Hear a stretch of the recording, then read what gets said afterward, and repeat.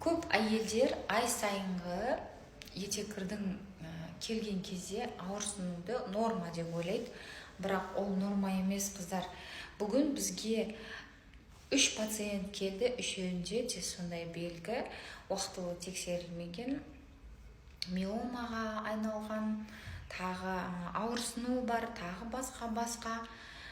Бір сөзбен айтқанда эндометриоз деген диагноздарды қойып жатырмыз. Оның уақытылы алдын алу үшін уақытылы тексерілу керек, уақытылы УЗИ-ға түсу керек.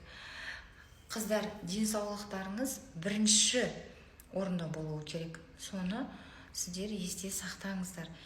Эндометриозда постоянно қанайтын болады кейін циклдың арасында. УЗИ-ға түскеніңізде де ол сізге УЗИст тоже постоянно эндометриоз деп қойып береді. Ал оны емдеу өте қиын. Ұзақ уақыт жүресіз. Сол себептен міндетті түрде алдын алыңыз. Уақытылы анализ, уақытылы приемда болыңыз.